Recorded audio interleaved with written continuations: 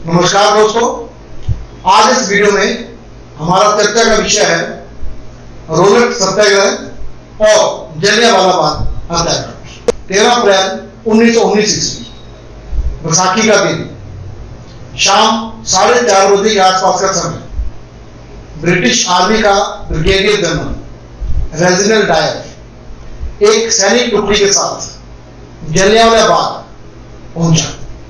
सैनिकों ने बाग को घेर लिया और बिना किसी चेतावनी दिए निहत्थे लोगों पर गोलियां चलानी शुरू कर दी। वहां मौजूद लोगों ने बाहर निकलने की कोशिश भी की, लेकिन बाहर निकलने का रास्ता तंग था, संकरा था और डायर के फौजी जो है उसे रोककर खड़े थे। इस वजह से कोई बाहर भी नहीं निकल सका और लोग अपनी जान बचाने में कामयाब नहीं रहे। सेना ने बिना रुके लगभग 10 मिनट तक गोलियां बरसाई। इस घटना में 1650 राउंड फायरिंग हुई थी। गोलियां खत्म होने पर उनके हाथ उठे थे, भागदौड़ मच गई। लोग जान बचाने के लिए कुएं में गिर गए, जिसे शहीदी कुआं कहा जाता है।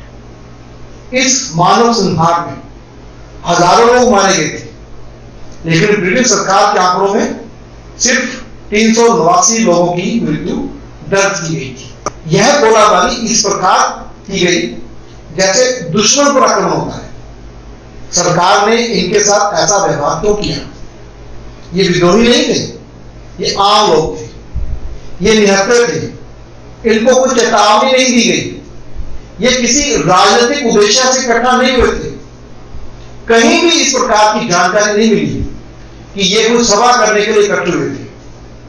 ये तो बैसाखी का मेला देखने आए थे, ये तो मेले में शामिल होने आए थे, लेकिन उनके साथ व्यवहार ऐसे किया गया जैसे कि ये ब्रिटिश सरकार को उखाड़ने की किसी योजना का हिस्सा थे। और किया किसने?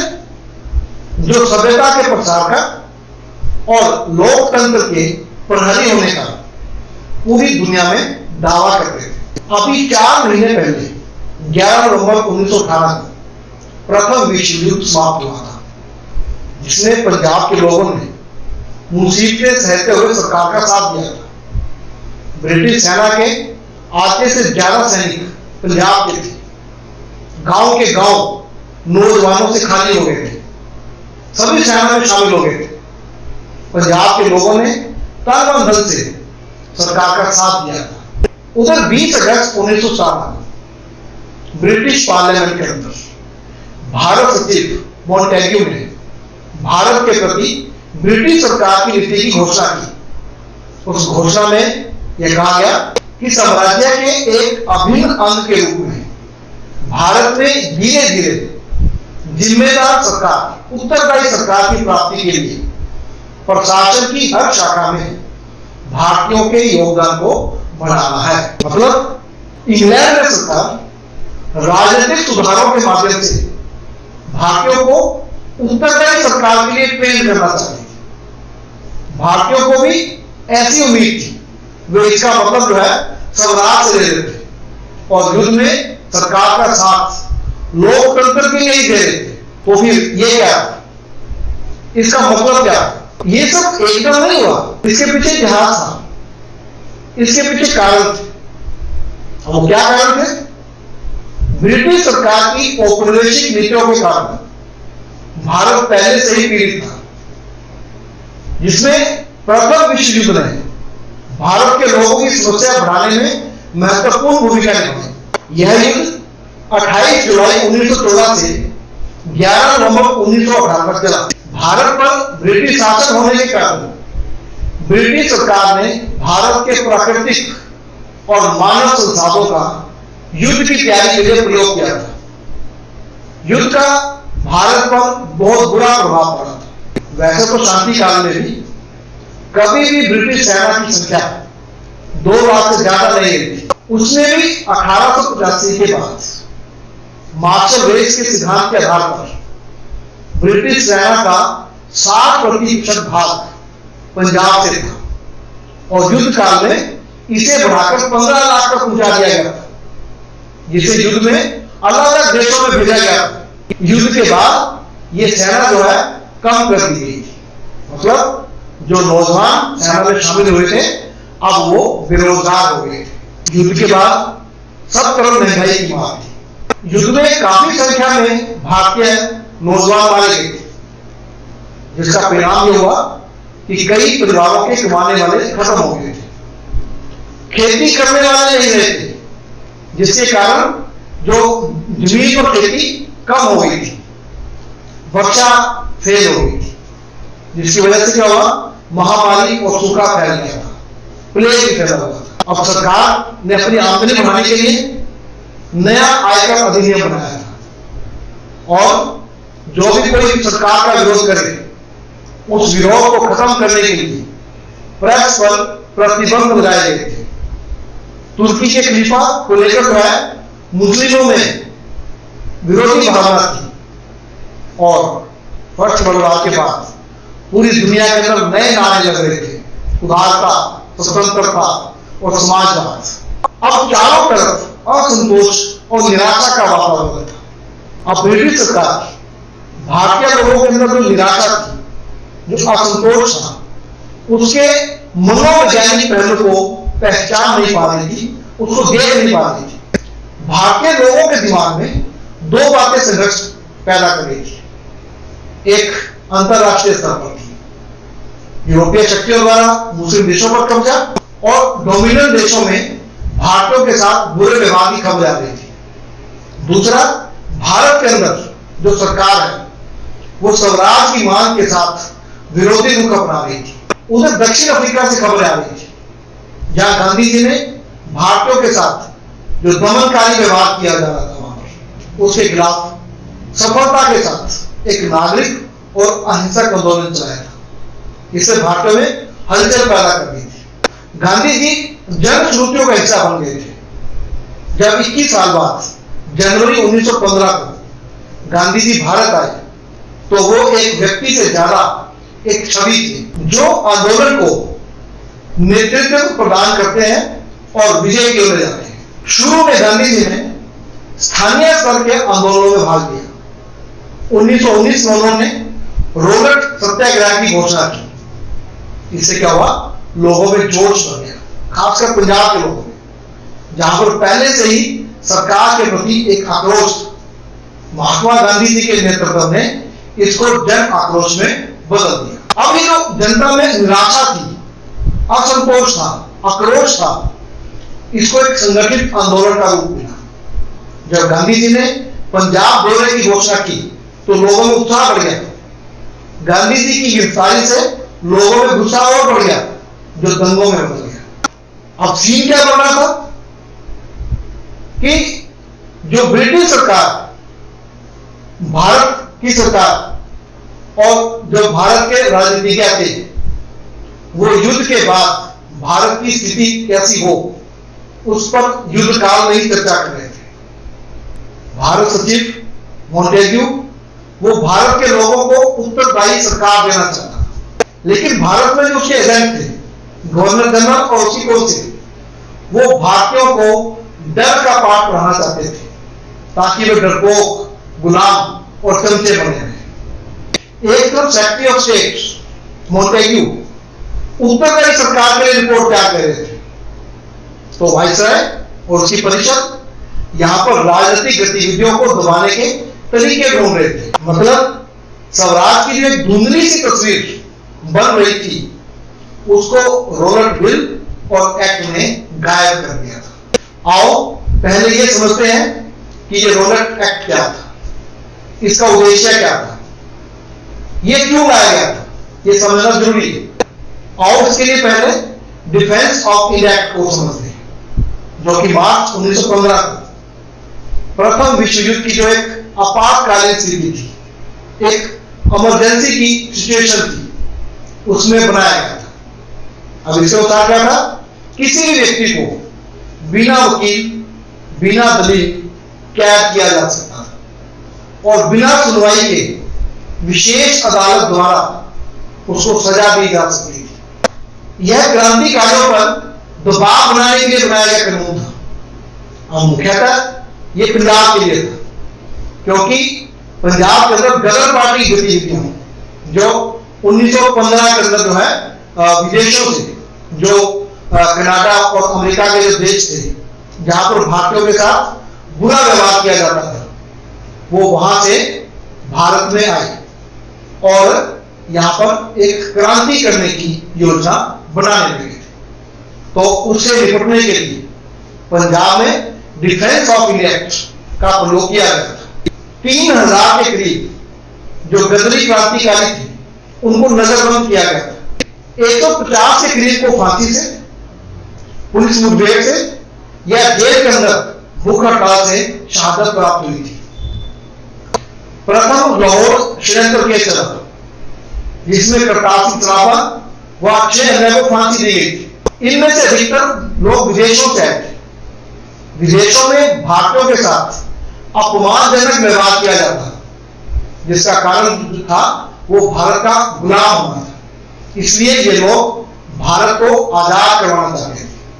गदर पार्टी का अखबार अगर किसी भी व्यक्ति के पास मिल जाता था या कोई भी और लिटरेचर जो गदर पार्टी से संबंधित था किसी भी व्यक्ति के पास मिल जाता था तो उसे गिरफ्तार कर लिया जाता था। अनेकों को काले पानी की सजा दी गई थी। सरकार इस कानून को जारी रखना चाहती थी। लॉर्ड चैम्सफोर्ड जो उस समय भारत का गवर्नर जनरल था, उसने डिफेंस ऑफ इंडिया एक्ट के स्थान पर नए कानून के सुझाव के लिए जस्टिस एस रोलेट के नेतृत्व में एक सेडिशन कमेटी की नियुक्ति की। और इसका उद्देश्य क्या था कि जो विद्रोही गतिविधियों से संबंधित जो आपराधिक षड्यंत्र है उसको रोकने के लिए सुझाव देना, यानी युद्ध के बाद की स्थिति के लिए कानून बनाना था। देखने की बात यह है कि ये युद्ध काल में ही यानी 10 दिसंबर 1917 को यह मिशन बनाया गया था और इसने 15 अप्रैल 1918 को अपनी रिपोर्ट भी दे दी। लगभग 4 महीने के अंदर ये रिपोर्ट आ गई। इस रिपोर्ट में 2 बातें यहां हमारे मतलब की हैं और ये सरकार के लिए चेतावनी थी कि बड़ी संख्या में सैनिकों का सेना से निकाले जाने का परिणाम असंतोष के रूप में उभर सकता है। दूसरा, देश में जर्मनी की सहायता से षड्यंत्र किया जा सकता है जिसमें मुस्लिम भी भाग ले सकते हैं। इसलिए हिंदू मुस्लिम एकता को षड्यंत्र का हिस्सा माना गया था। एक बात हमेशा याद रखने की है कि अंग्रेज 1857 को कभी नहीं भूले थे जब भारतीयों ने सांप्रदायिक एकता के साथ उनको एक जबरदस्त चुनौती पेश की थी और उसके बाद उन्होंने फूट डालो और शासन करो की नीति को आगे बढ़ाया था। इसलिए जब भी हिंदू मुस्लिम एकता बनती थी तो अंग्रेज उसे खतरा मानते थे। आप ये जो चीज है 1907 के अंदर जो पंजाब के अंदर किसान आंदोलन जिसे पगड़ी संभाल जट्टा आंदोलन के नाम से जाना जाता है, उसमें ये दर्द पर हुआ जब उसमें जो commander in chief of the army थे लॉर्ड किचनर, उन्होंने उस समय के गवर्नर जनरल लॉर्ड मिंटो को इस प्रकार के डर की सूचना दी थी। इसको और विस्तार से देखने के लिए आप इसी चैनल पर 2 वीडियो, एक पगड़ी संभाल जट्टा और दूसरी भगत सिंह की विचारधारा व स्वतंत्रता संग्राम में योगदान जरूर देखें। आप चैनल को सब्सक्राइब भी कर लें और वीडियो को लाइक करें और कमेंट भी लिखें। रोलेट कमेटी की रिपोर्ट के आधार पर 2 बिल तैयार किए गए थे। एक, तेजी से निर्णय करने के लिए विशेष अदालतें, दूसरा, प्रांतीय सरकारों को तलाशी, गिरफ्तारी व सुरक्षा के लिए असामान्य शक्तियां दी गई थी। 1909 के भारत परिषद अधिनियम के अनुसार जो imperial legislative council of India उसका विस्तार किया गया था, उसमें भारतीय सदस्य भी थे। जब इंपीरियल लेजिस्लेटिव काउंसिल में इस बिल पर बहस हुई तो भारतीय सदस्यों ने इसका विरोध किया। फिर भी 18 मार्च 1919 को इंपीरियल लेजिस्लेटिव काउंसिल के जो गैर सरकारी भारतीय सदस्यों के एकजुट विरोध के बावजूद ये जो बिल है ये शीघ्रता से स्वीकार कर लिया, सरकार ने इसे पास कर दिया। तो मोहम्मद अली जिन्ना, मदन मोहन मालवीय और मजरूर हक जो उस समय लेजिस्लेटिव काउंसिल के सदस्य थे, उन्होंने विरोध स्वरूप इस्तीफा दे दिया। 21 मार्च 1919 को यह बिल अराजकता व क्रांतिकारी अपराध अधिनियम बन गया। इसके द्वारा युद्ध काल में जो नागरिक अधिकारों पर प्रतिबंध लगाए गए थे उसको स्थायी बनाने का प्रयास किया गया। वैसे देखा जाए तो रोलेट एक्ट का सीधा प्रभाव तो सिर्फ जो सक्रिय राजनीतिज्ञ थे उन पर ही पड़ना था। उनमें निश्चित रूप से यह जो कानून है वो एक घबराहट, एक भय फैलाता था, परंतु पुलिस को अधिक शक्तियां प्रदान करने का कोई भी कानून आम जनता में डर व घबराहट पैदा करता था, क्योंकि पुलिस टुच्चे उत्पीड़कों के रूप में पहले से ही कुख्यात थी।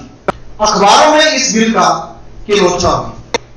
23 फरवरी 1919 को होम रूल की जो अहमदाबाद शाखा थी उसकी एक बैठक गांधी आश्रम में हुई और अगले दिन 24 फरवरी को इस बिल के खिलाफ सत्याग्रह सभा बनाकर सत्याग्रह आंदोलन शुरू करने की घोषणा की गई। भारतीय जनमानस में गहरा आक्रोश था, गुस्सा था, किंतु अखिल भारतीय स्तर पर इसका सार्वजनिक विरोध करने का जो एक अनूठा और व्यवहारिक ढंग गांधी जी ने सुझाया। अब जो उदारवादी तरीके थे, प्रार्थना करना, याचना भेजना, प्रतिनिधिमंडल भेजना, उनको छोड़ दिया गया। अब एक नियंत्रित और अहिंसक आंदोलन शुरू करना था। सत्याग्रह सभा ने एक सामान्य योजना पर आगे बढ़ना शुरू किया। स्वयं सेवकों को निश्चित वस्तुओं की सार्वजनिक बिक्री करके अपने आप को गिरफ्तार करवाना था।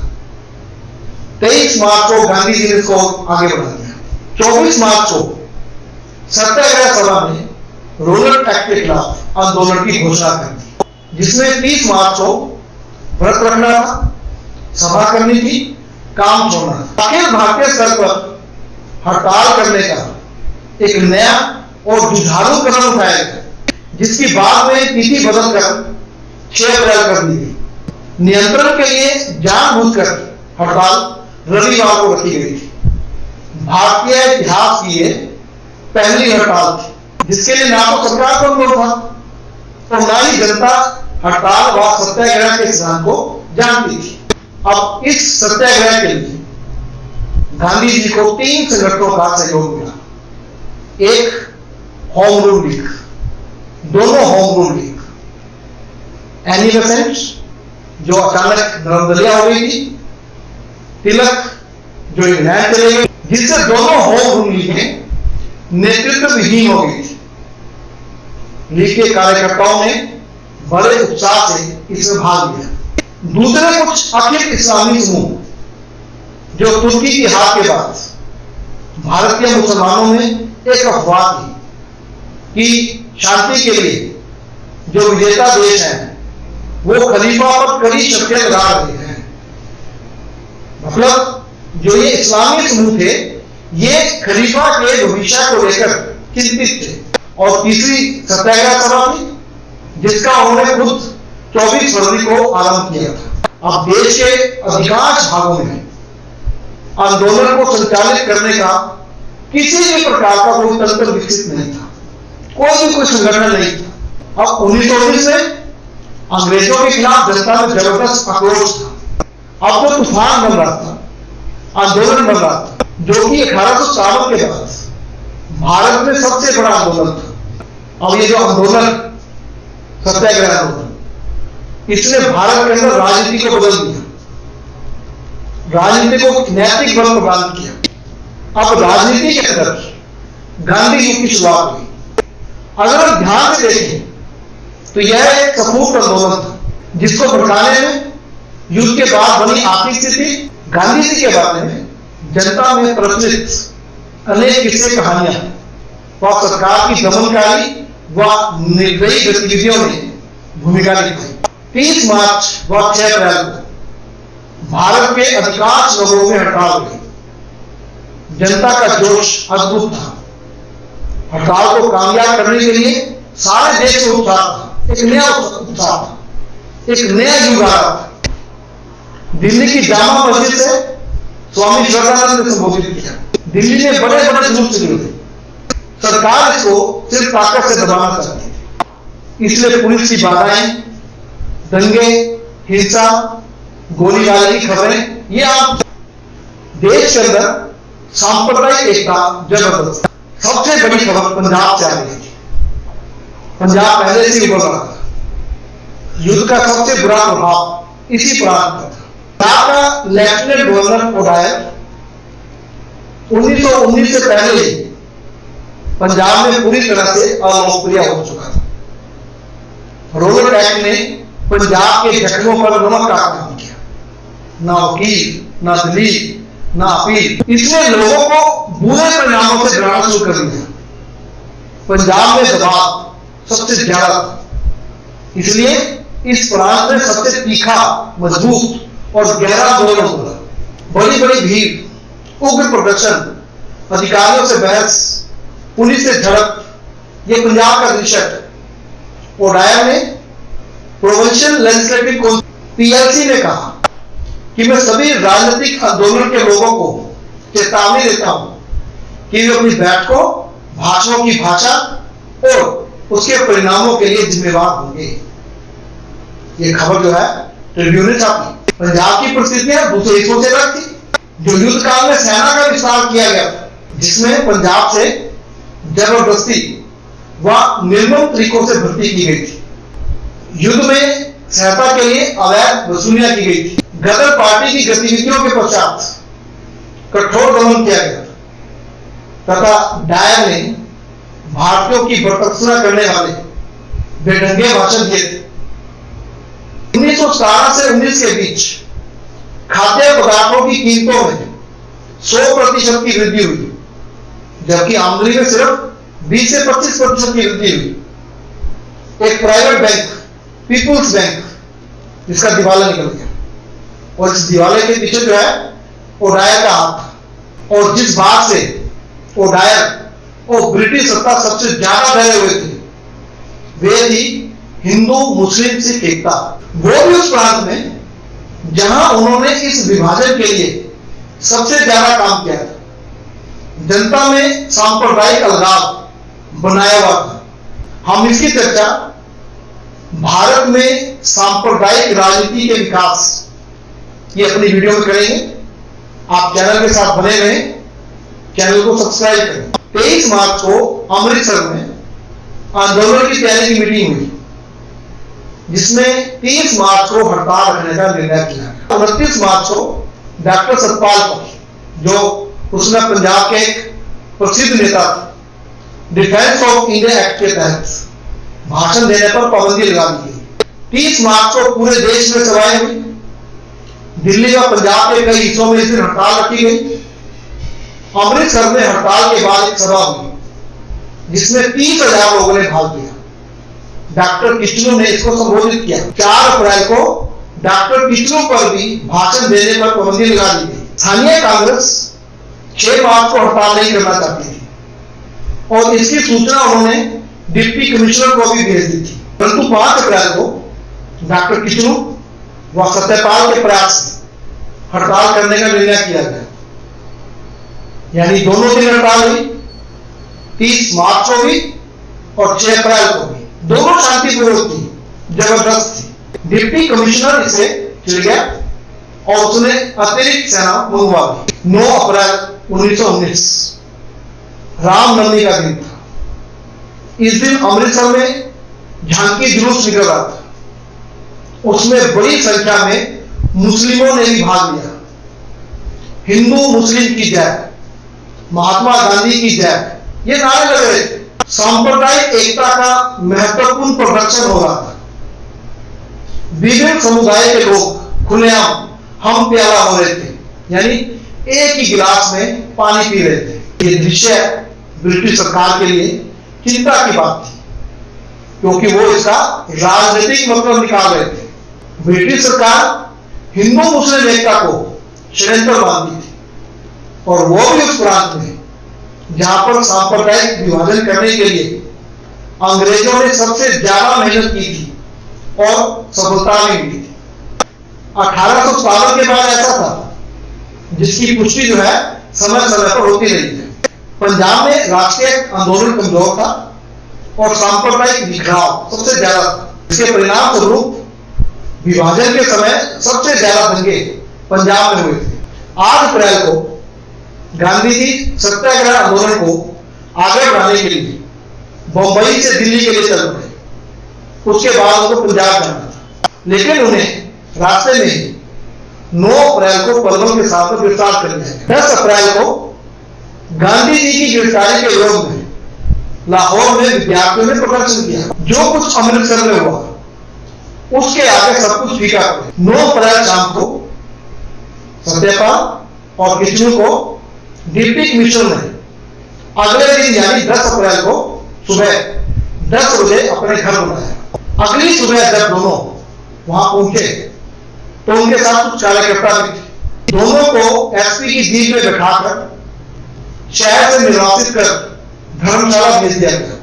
कार्यकर्ताओं ने शोर मचाया तथा यह समाचार सारे अमृतसर में आग की तरफ फैल गया। लोग डीसी के दफ्तर की तरफ बढ़ने लगे और सरकार ने लोगों के इकट्ठे होने पर पाबंदी लगा दी। हाल गेट के पास लोगों की भीड़ पर पुलिस ने गोली चला। गोली और उसके बाद मची भगदड़ में काफी लोग घायल हो गए। हिंसा फैल गई। यूरोपियन पर हमले हुए, उन्हें सुरक्षित स्थानों पर पहुंचाया गया। 10 भारतीय और 6 यूरोपियन मारे गए, जिसमें एक ब्रिटिश महिला शेर भी थी जो एक मिशनरी स्कूल की अध्यापिका थी। भीड़ ने उसका पीछा करते हुए हत्या की थी। उसका शव अर्धनग्न अवस्था में मिला था। गांधी जी के प्रदेश निषेध और अमृतसर की घटनाओं की खबर जब पंजाब के दूसरे हिस्सों में पहुंची तो जनता प्रदर्शन करने लगी। उसकी पुलिस के साथ झड़पें हुई। 11 अप्रैल शाम को अमृतसर में मार्शल लॉ लगा दिया गया। जनरल एडवर्ड के हवाले कर दिया गया। डायर ने कहा था कि भारत पर शक्ति से शासन किया जा सकता है। अंग्रेजों ने अमृतसर और पंजाब में होने वाली घटनाओं को विद्रोह की श्रेणी में रखा और बदले की भावना से कार्रवाई करनी शुरू की। अमृतसर में सरकार की हिंसा का दौर शुरू हुआ। लोगों को अंधाधुंध गिरफ्तार करना, अपमानित करना, यातनाएं देना, कोड़े मारना, हर ब्रिटिश को झुककर सलाम करवाना, नाक रगड़ना, धूप में खड़े रहने की सजा लेना और ऊंचा कोचिया वाला जिस जगह शेखपुर की हत्या हुई थी उस स्थान से गुजरने वाले हर भारतीय को पेट के बल रेंग कर चलने के लिए मजबूर करना आदि। 12 अप्रैल को भारत सरकार से ओडायर को सुझाव मिला कि विद्रोहियों को दबाने व सबक सिखाने के लिए किसी भी प्रकार का संकोच नहीं करना है। वह इसे विद्रोह की स्थिति मानकर ज्यादा से ज्यादा सजा द्वारा दबाने की जरूरत महसूस कर रहे थे। इसी दिन ओडायर ने सभी प्रकार से लोगों के इकट्ठे होने पर प्रतिबंध लगा दिया। एक चीज और ध्यान रखने की है कि रोलर सत्याग्रह आंदोलन शहरों तक सीमित था। ग्रामीण क्षेत्र में इसका असर जो है वो नगण्य था। अब इसे समझो, अगला दिन 13 अप्रैल बैसाखी का दिन, दूर पार से आम ग्रामीण लोग अमृतसर में बैसाखी के मेले को देखने आए थे, उसमें शामिल होने आए थे। उस समय कोई यातायात के साथ नहीं थे। लोग बैसाखी के दिन जो एक पंजाब के रिवाजों के अंदर जो महत्वपूर्ण दिन होता है और स्वर्ण मंदिर में माथा टेकने के लिए आते हैं, वो दूर पार के इलाकों से कई दिन पहले चल पड़ते थे। उन्हें नहीं मालूम था कि भी अमृतसर के अंदर इकट्ठे होने पर रोक लगी हुई है। लोग स्वर्ण मंदिर माथा टेकने के लिए पहुंचते हैं, रास्ते में ही जलियांवाला बाग है तो लोग वहां बैठकर आराम करते हैं, आते जाते। वहां पर शाम को 4:30 बजे डायर ने जलियांवाला बाग हत्याकांड को अंजाम दिया। हंटर आयोग के सामने डायर ने कहा उसे केवल इस बात का दुख था कि उसका गोला बारूद खत्म हो गया था और संकरी गलियों के कारण बाग में बख्तरबंद गाड़ी नहीं ला जा सकी थी। इसका सीधा मतलब निकालो, सरकार का उद्देश्य भीड़ को तीतर बितर करना नहीं था, बल्कि उनमें डर व खौफ पैदा करना था। सरकारी आंकड़न के अनुसार 382 लोग मारे गए थे। भारतीय राष्ट्रीय कांग्रेस के मुताबिक उस दिन 1000 से ज्यादा लोग शहीद हुए थे, जिनमें 120 की लाशें कुएं से मिली थी। 1500 से ज्यादा लोग जख्मी हुए थे। सरकार ने पूरे पंजाब में सेना भेज दी। पंजाब के 5 जिलों में हिंसा के कारण अमृतसर, लाहौर, गुजरांवाला, गुजरात, लायलपुर में मार्शल लॉ लगा दिया। बाद में पूरे पंजाब में मार्शल लॉ लगा दिया। इस पूरे घटनाक्रम में 4 गोरे मारे गए और कम से कम 1200 भारतीयों की मृत्यु हुई और 3600 के करीब घायल हुए। अब इस घटना का सभी तरफ विरोध हुआ। टैगोर ने 30 मई 1919 को अपने विख्यात पत्र द्वारा नाइटहुड की उपाधि वापस भेज दी। महात्मा गांधी ने इसे ब्रिटिश सरकार की बहुत बड़ी गलती माना। उन्होंने ब्रिटिश सरकार को अपने सहयोग और विश्वास को हिमालयन ब्लंडर कहा। वे ब्रिटिश सरकार के सहयोगी से असहयोगी हो गए।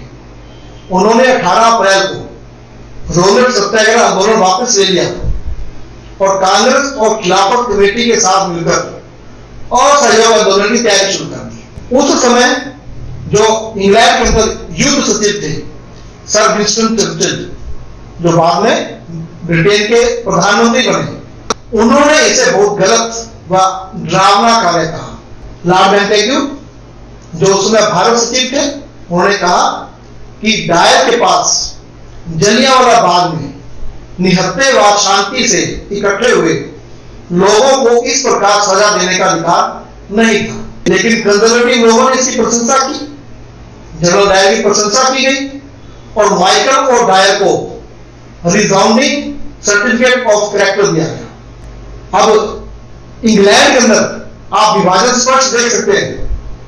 हाउस ऑफ कॉमन ने, यानी कि वहां की संसद के निचले सदन ने डायर के खिलाफ निंदा प्रस्ताव पास किया, जबकि हाउस ऑफ लॉर्ड्स, वहां का ऊपरी सदन, उसने इसकी प्रशंसा की और जनरल डायर के बचाव के लिए लोग सामने आने लगे, जिनमें मुख्यतः कंजर्वेटिव पार्टी और हाउस ऑफ लॉर्ड्स के लोग थे।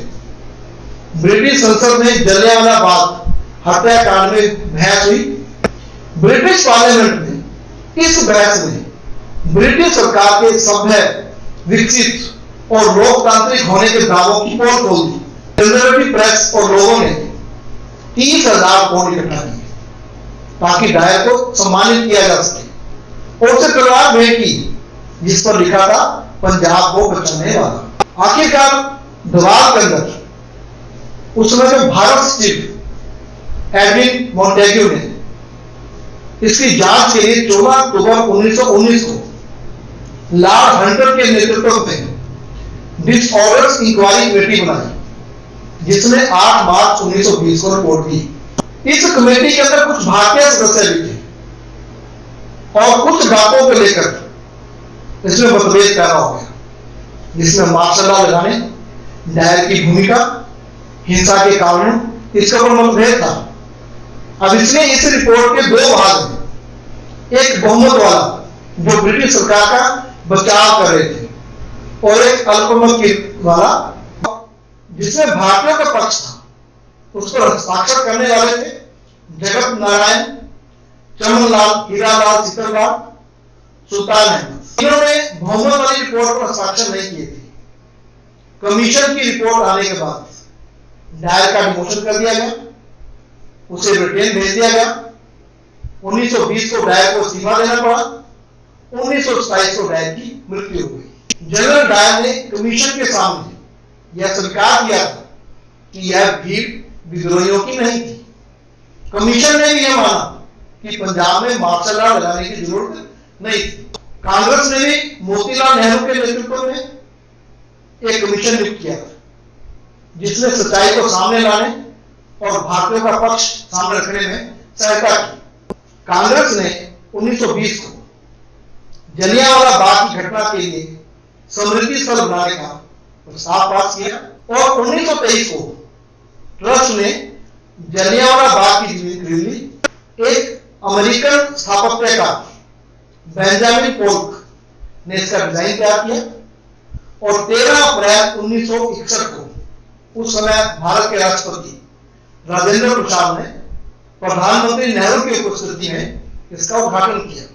इस घटना को ब्रिटिश साम्राज्य के इतिहास का काला अध्याय माना जाता है। भारत के लिए जनरल डायर और जलियांवाला बाग की घटना जुर्म, अत्याचार, क्रूरता का प्रतीक बन गई, उसका पर्याय बन गई है। जलियांवाला बाग की घटना ने औपनिवेशिक शासन के खिलाफ विरोध को नया मोड़ दिया। भारतीय राष्ट्रीय आंदोलन एक नई मंजिल पर पहुंच गया। इसी के बाद देश को उधम सिंह जैसा क्रांतिकारी मिला।